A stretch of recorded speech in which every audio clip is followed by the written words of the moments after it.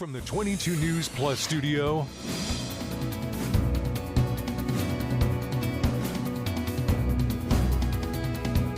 this is 22 News in Focus with Patrick Berry.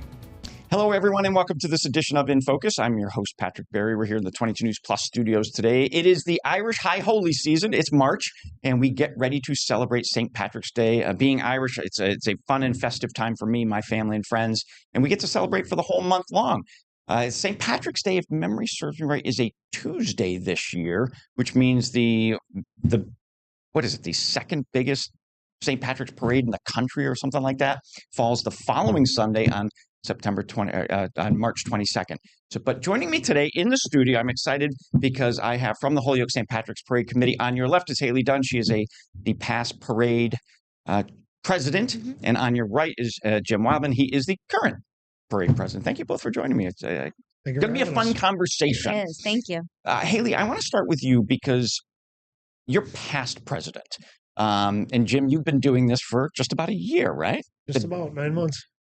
When did you get announced as your parade president?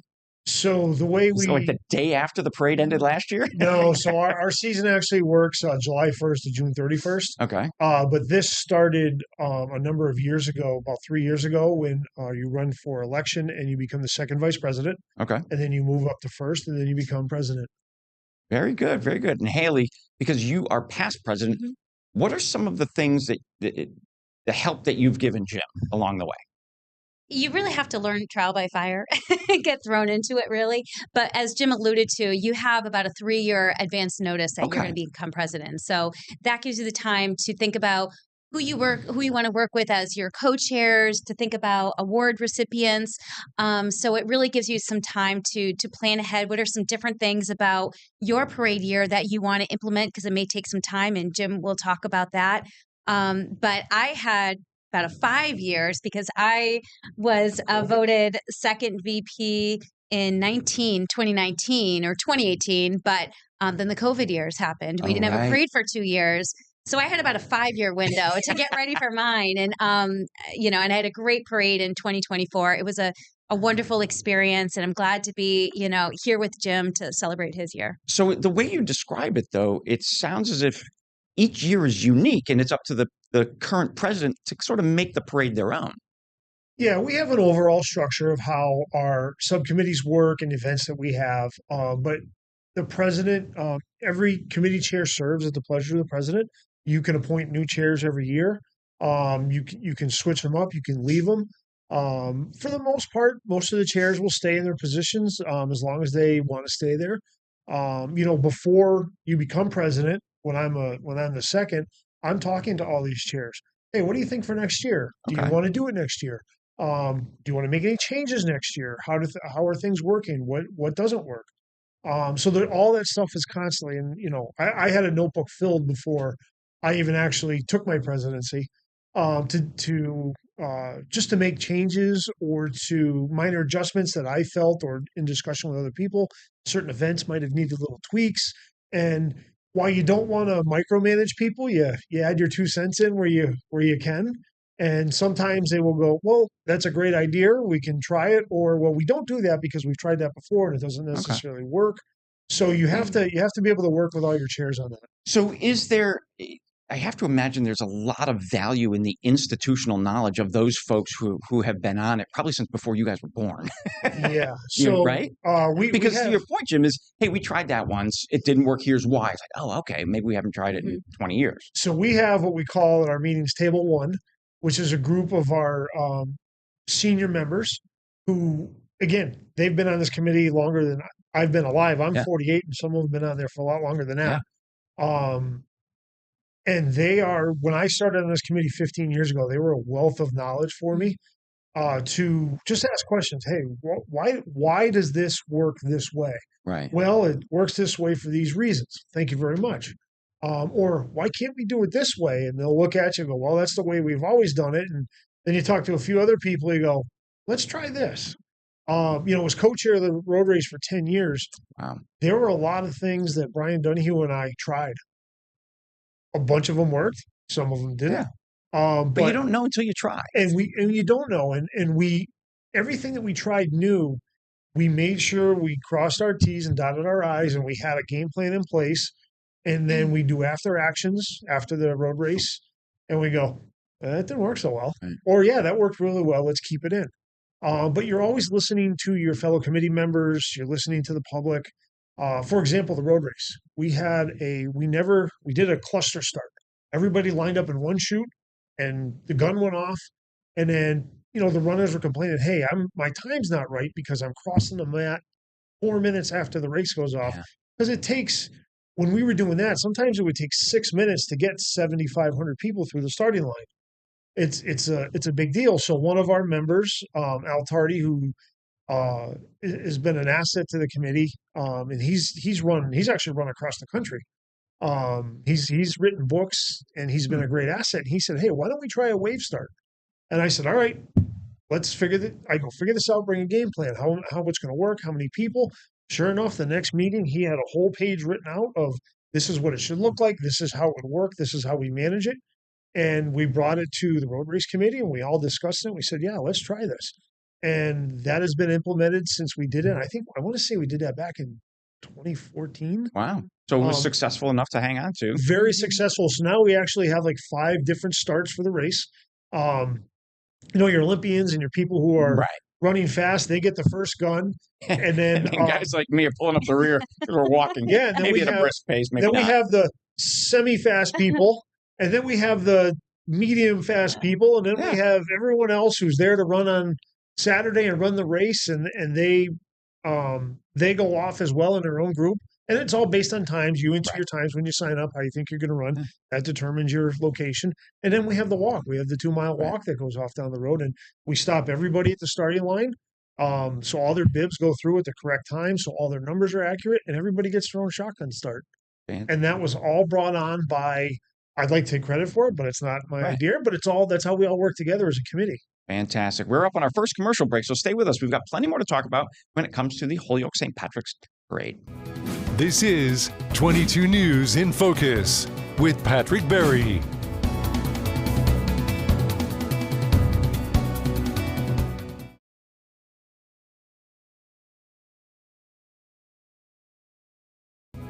This is 22 News in Focus with Patrick Berry. Welcome back, everyone, to this edition of In Focus. We're excited today because we're talking about the Holyoke St. Patrick's Parade and Road Race. Sitting across from me is Haley Dunn. She is a former parade president, and Jim Wildman, he is the current parade president. So thank you both for joining me. It's a fun conversation because it is.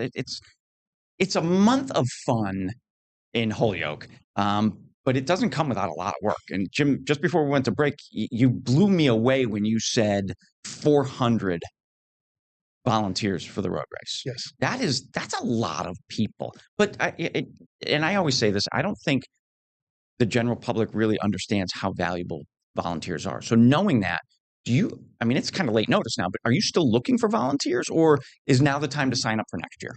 So as far as the road race goes, we have a very steady group of people and organizations that come back every year to help out. We have, as I mentioned earlier, Al Tardy, he brings what we call Al's Pals from his running groups down in the Worcester area. They come up to help us out. Fun. The Blessed Sacrament School PTO does the water stop at Blessed Sacrament. There's St. Mary's of Westfield runs a water stop on Homestead Ave. My alma mater. One Holyoke runs a water stop at the Holyoke High School. And then we actually have people and volunteers from Stop and Shop who man our finish line. And that's where they provide food and water for the runners as they finish. We also have like the Civil Air Patrol. We have teachers from Chicopee Comp High School who come over, and they basically set up our starting line for us. There's so many people that do so many jobs, and we need that, and we appreciate that because our committee just isn't large enough. We have a very good committee, but it's just not large enough to accommodate those kind of numbers on Saturday. And then moving over to Sunday, we're a 2.5 mile parade with 15 to 20,000 marchers. It takes a lot of people in the parking lot to set those up. But the one place where we do need volunteers always is our sign carriers. Okay. The people. So you get to march in the parade if Yeah, you're a you get to volunteer. march in the How parade. cool is You get a that? nice sweatshirt. You get to smile for TV. They're basically the people who carry all the signs down that all our sponsors are listed on, the names of the award winners. Like I'm the president this year, so my name will be in front of me. Right. The award winners all get their names on a banner, and we need those people. And every person that does that they get $20. If they say they march for like the Boys and Girls Club, for Yep. example, every marcher that comes gets $20, and we'll usually we send it to the organization because they volunteer. So it helps out these different That's a great organizations idea. to I didn't know, raise I some didn't money. realize you guys did that. Yeah, and that's it helps us and it helps them. So that works out great. But most of the parade functions on Sunday are done by our Yellow Jackets, our committee Yep. members. And then you can never overlook all the public safety help we get from the Holyoke Police, the State Police, Holyoke Fire, our Department of Right. Public Works, who 5 minutes after the parade goes by, they're through with the sweepers and the Exactly. vacs and the trash cans, and you can't even tell there was a parade there.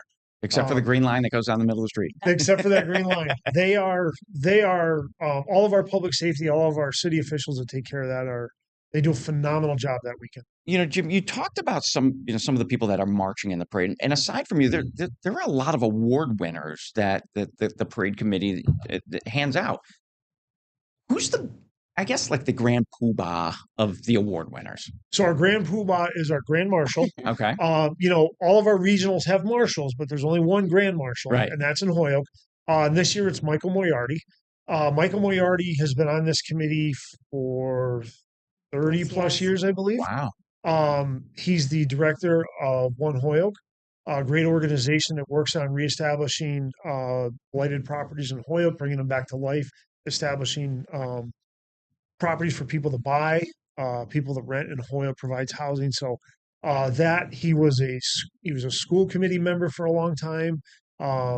He was an attorney in the city. And the funny part is we were talking the other day. He goes, "I've never had to drive more than 5 minutes from my house for my job." So that must be nice. Yeah, it's great for him. But he's very much Holyoke. He loves the city. He loves doing what he can to make sure the city is heading in the right direction. Right.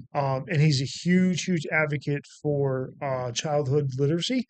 He's been on the state school committee board, the national school committee board. He actually just got off the national last year, and he traveled all over the country for that, advocating for childhood literacy.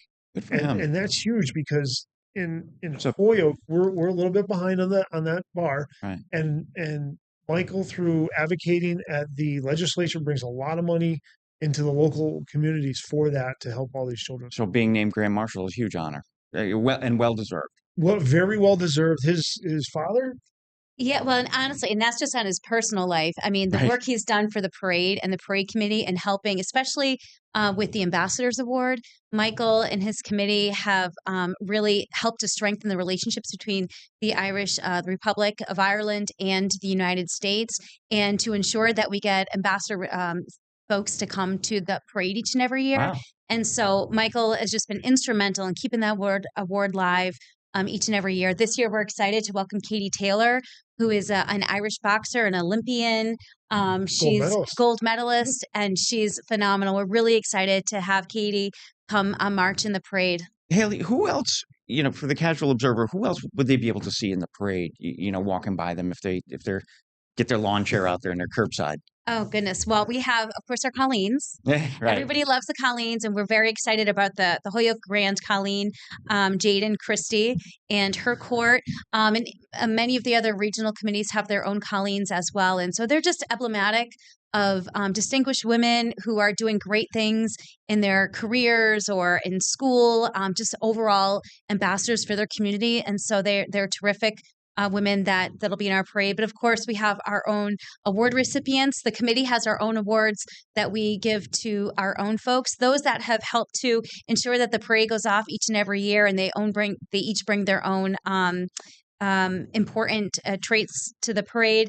We're excited. Tessa Murphy Ramboletti, who is currently the City Council President for Holyoke, is our Rowan Award recipient, and she's been on managing the website and getting our sign carriers. Talking about our sign carriers, her and Megan Kelleher bring dozens and dozens each and every year. So we're really excited to honor Tessa and Jim Menard, who's our Gallivan Award recipient. May not be a resident of the city of Holyoke, but we still want to recognize all of our deserved committee recipients.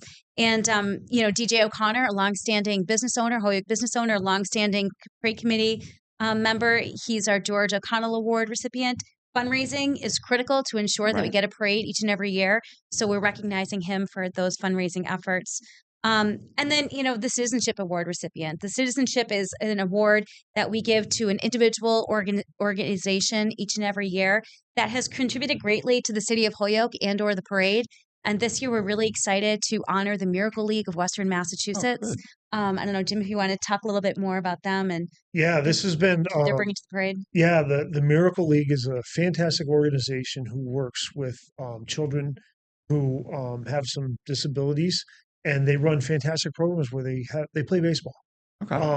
And they have groups of volunteers that will help the kids bat, help the kids get to first base and second base. Wow, what a great group! Which is the smile that it puts on the kids' faces is unbelievable. They have bowling, like in the winter, they go bowling, which they're doing right now. But it allows kids who may not be able to normally play these sports participate, and just brings a lot of enjoyment into their lives. And they are our Citizenship Award winners. Haley just said this year. So it's great to have them on board. Fantastic. We are up on our second commercial break. So folks, stay right with us. We've got plenty more to talk about. We're back in just a few minutes. This is 22 News in Focus with Patrick Berry.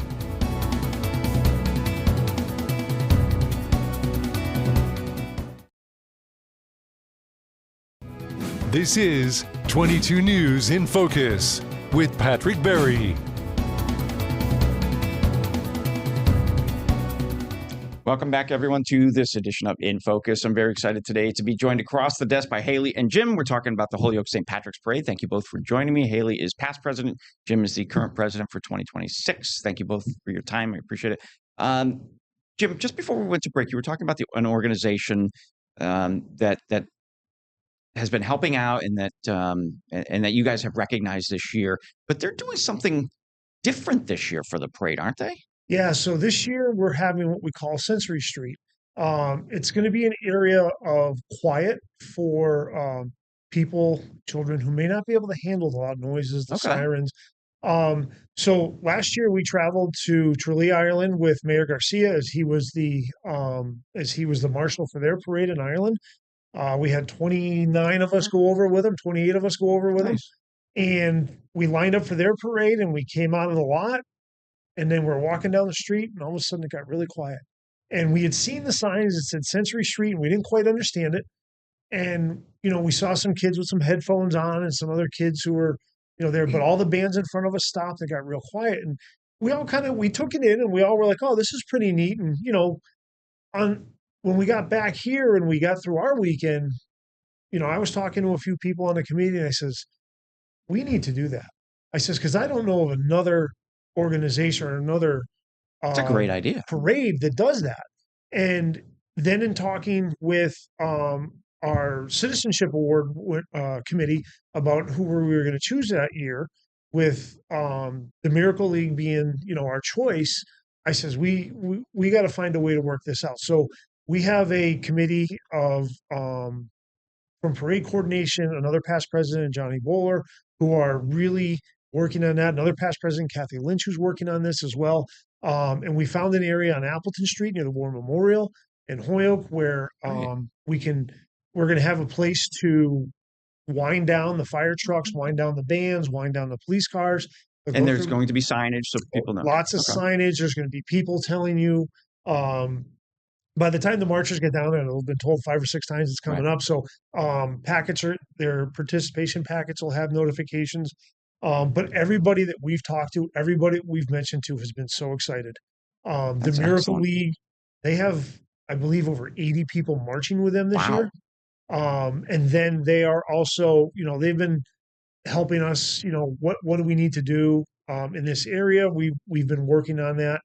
Also working with the War Memorial, the veterans groups there, it's going to allow them to bring veterans who have PTSD, who can't deal with the noises and the way they'll be able to attend a parade for the first time ever. That is a fantastic idea. All right, Haley, I look at the clock. We've only got a couple minutes left. What have we missed? What haven't we talked about yet? Well, besides talking about how inclusive our parade is going to be this year, we're very excited about that. And then finally, we are welcoming home to Massachusetts our JFK Award recipient, Chief Jim McDonnell. Chief McDonnell is currently the chief of police for Los Angeles Police Department. He's a Brookline, Massachusetts native, and he has risen the ranks out in the West Coast, has got lots of things to make him, worthy of the JFK National Award. This is an award that obviously was named after President Kennedy. He was the first National Award recipient at our parade in 1952, and it honors somebody who has distinguished themselves in their career, their personal life, and we're really excited to welcome Chief McDonnell to Holyoke Parade Weekend. We're going to be honoring him at a dinner Saturday evening. He's going to be kickstarting our road race on Saturday, and he's really excited to come to Holyoke. And we're just really excited to showcase our 73rd parade, right? Very excited. We're expecting, hundreds of thousands of people to come into the city over the weekend, and, hopefully another million or so to watch us, Patrick, you and I, and Kayla on that's right. I'm going to pull it up. Where is it? Yeah, for the broadcast, parade that morning. Button right there. But it's such a special weekend in Holyoke. It's a special weekend in Western Massachusetts. It's a time for our community to shine, not only, smiling Irish eyes, but it's a time to reflect and to love all that's great about Western Massachusetts. So we can't wait. Jim, if someone has never been to the parade, which I can't imagine anyone living within a 50-mile radius has never been to this parade, what would you say to get them to go? I would say that if you're going to come out, it's a great family day here in Holyoke. The kids have so much to see and enjoy. There's plenty of food throughout the fair food that everybody loves, the fried dough and the corn dogs. Even as I work in my yellow jacket, the years when I'm not being president, I'll sneak over the fried dough booth, grab a fried dough. It's just a great day that you can relax and enjoy. All the other people, everybody's friendly. There's never any issues. Everybody is just there to have a good time, enjoy the bands, enjoy the music. The Shriners come through. Everybody loves the Shriners with their motorcycles, their cars. The Mummers. The Mummers are a huge draw. We have the Holyoke Caledonians in there that everybody loves. The bands, T and Guau, that comes out of New York City. They are probably the most disciplined band I've ever seen in my life. They march. Their eyes are always straight ahead. They turn corners in perfect unison, in step. They're one of the most impressive bands that we have in the entire parade, and they're 100, 120 strong. Wow. That is fantastic. Well, our time has come to an end. Holyoke St. Patrick's Day.com? Holyoke St. Patrick's Parade.com. Holyoke St. Patrick's Parade. There we go. If you want, folks, if you want to learn more. Jim, Haley, thank you so very much. Haley, I will see you on Parade Day from the booth. Looking forward to it. Thank you all. Thank you. This is 22 News in Focus with Patrick Berry.